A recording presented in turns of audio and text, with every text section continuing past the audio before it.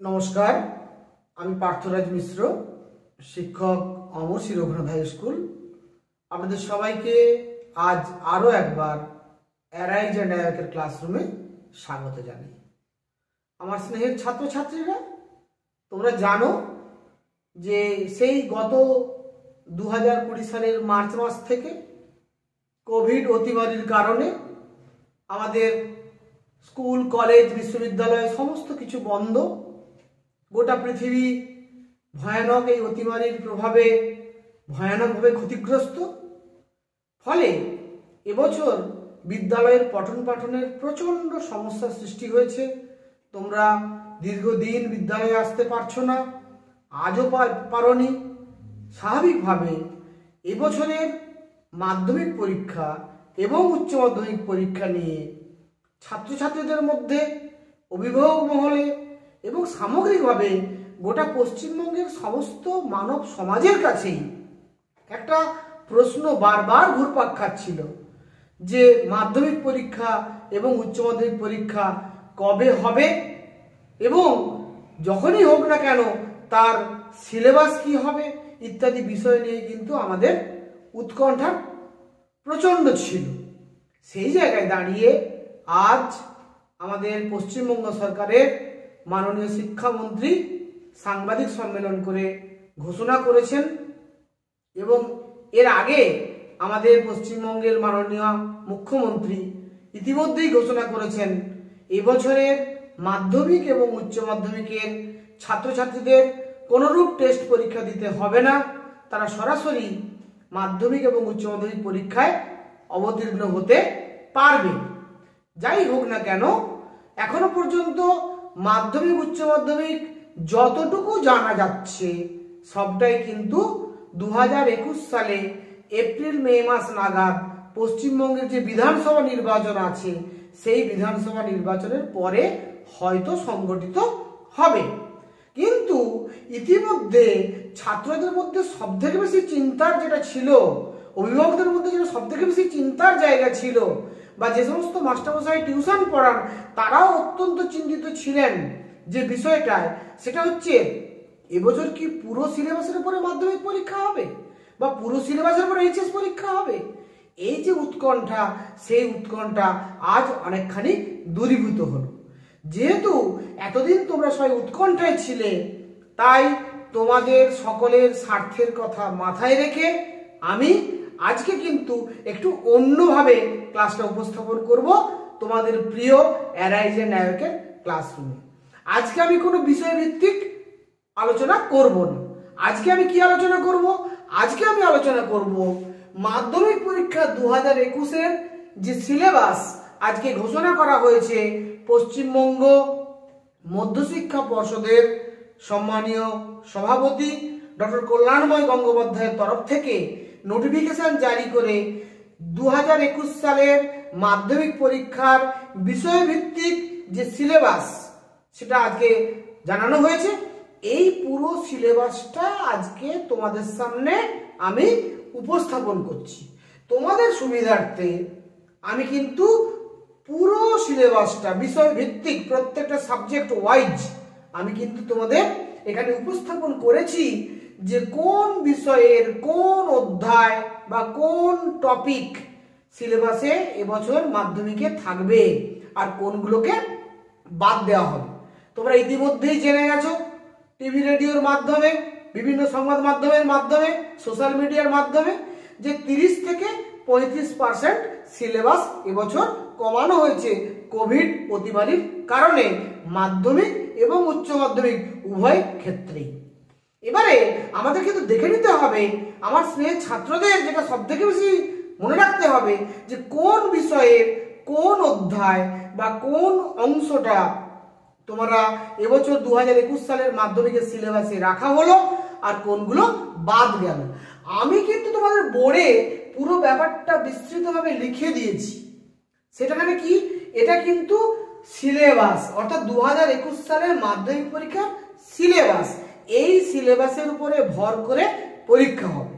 সেখানে আরেকটা কথা বলা হয়েছে আজকের নোটিফিকেশনে, নোটিফিকেশন নাম্বার 101 প্রেস 20, ডেটেড 25/11/20 এই নোটিফিকেশনে আরেকটা কথা বলা হয়েছে যে আর কয়েকদিনের মধ্যেই সাবজেক্ট ওয়াইজ, চ্যাপ্টার ওয়াইজ এবং টপিক ওয়াইজ মার্কস ডিস্ট্রিবিউশন এবং কোশ্চেন প্যাটার্ন ঘোষণা করা হবে। এখন শুধুমাত্র সিলেবাসটা জানানো হলো। মোটামুটি ভাবে পরীক্ষা বিধানসভা নির্বাচনের পরে হবে, এটাই মোটামুটি ভাবে স্থির আছে। এখনো এটাকে একটা ফাইনাল নয়, বাট মোটামুটি ভাবে এটাই স্থির যে বিধানসভা নির্বাচনের পরে মাধ্যমিক এবং উচ্চ মাধ্যমিক পরীক্ষা হবে। এবং আমি যে মাধ্যমিকের সিলেবাসটা তোমাদেরকে লিখে দিলাম, এই সিলেবাসে বিষয়ভিত্তিক, চ্যাপ্টার ওয়াইজ এবং টপিক ওয়াইজ মার্কস ডিস্ট্রিবিউশন এবং কোশ্চেন প্যাটার্ন আগামী কয়েকদিনের মধ্যেই মধ্যশিক্ষা পর্ষদের তরফ থেকে জানানো হবে। চলে এসো আমরা একটু দেখে নিই বিষয়ভিত্তিক কোন কোন বিষয়গুলো এবছরের সিলেবাসে রাখা হয়েছে, যেটা তোমাদের জন্য অত্যন্ত ইম্পর্টেন্ট।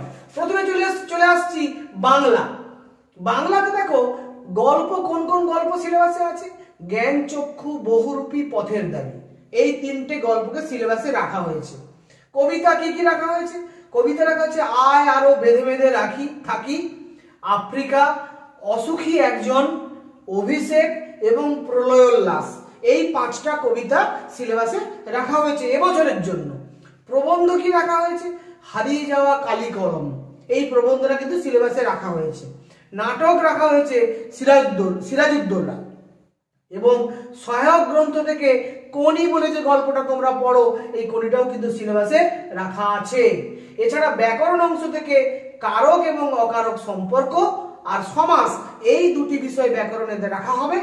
আর নির্মিতি অংশ থেকে কাল্পনিক সংলাপ, প্রতিবেদন, রচনা এবং বঙ্গানুবাদ, এইগুলো যেমন থাকে তেমন থাকবে। অর্থাৎ এই হচ্ছে এবছরের মাধ্যমিক 2021 সালের বাংলার সিলেবাস। তোমরা সেইভাবে নিজেকে প্রস্তুত করবে। এরপর চলে আসছে ইংরেজি।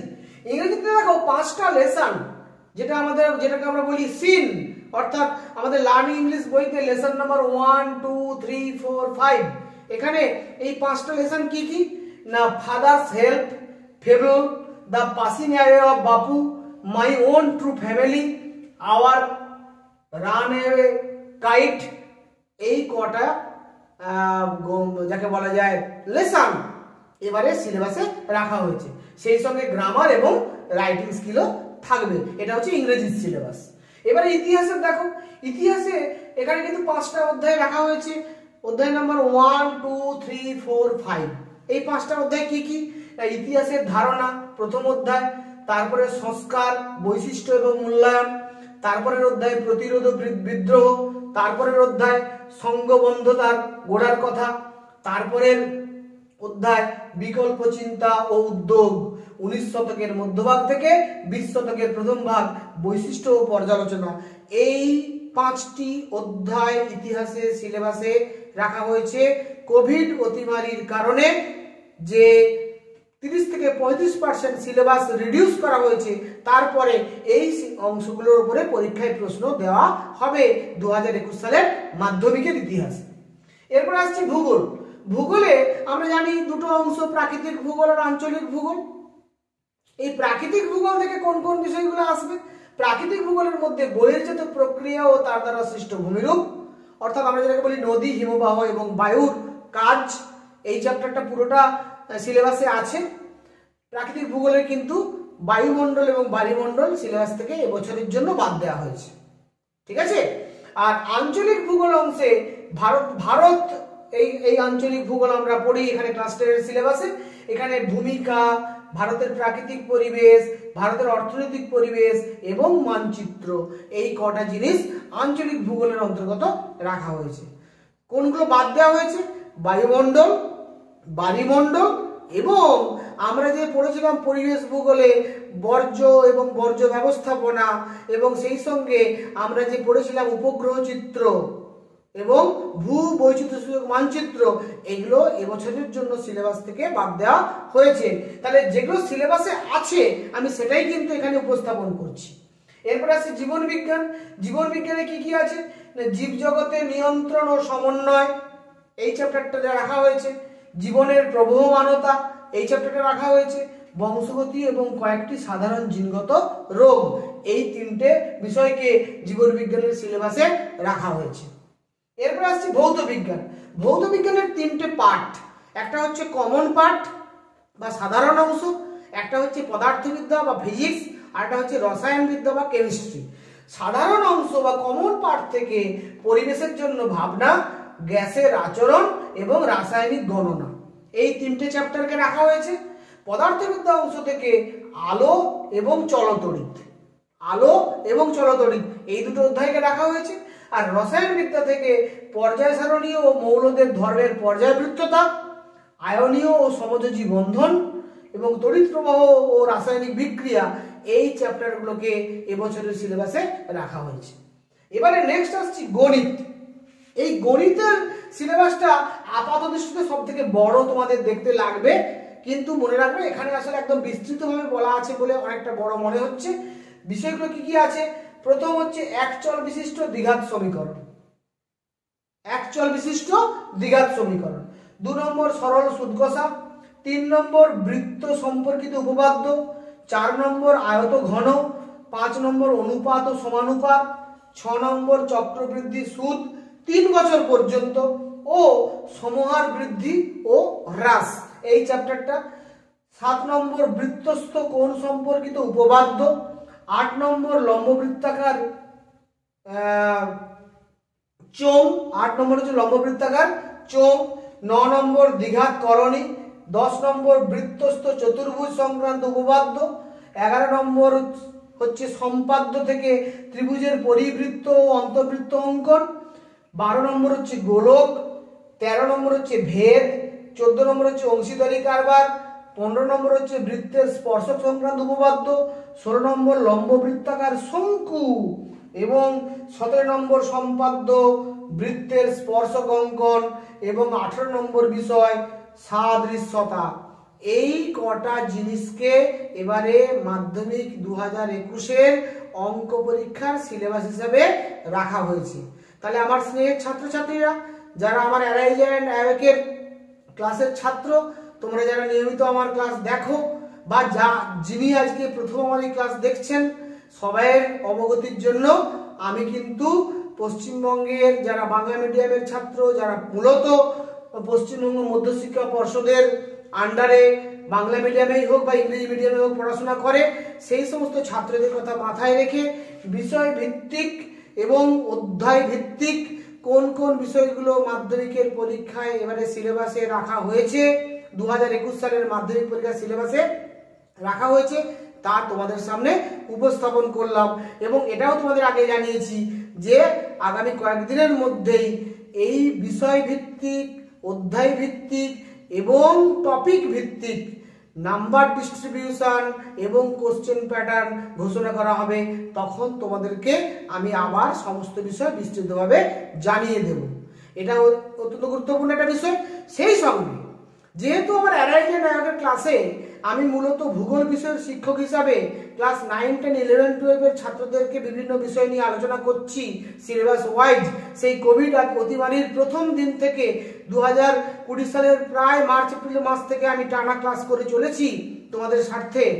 আমার ভূগোল বিষয়ের উচ্চ মাধ্যমিকের ছাত্রদের জন্য বলি, যারা 2021 সালে যারা উচ্চ মাধ্যমিক পরীক্ষা দেবে, তাদের ভূগোল বিষয়েও কিন্তু সিলেবাস রিডিউস করা হয়েছে।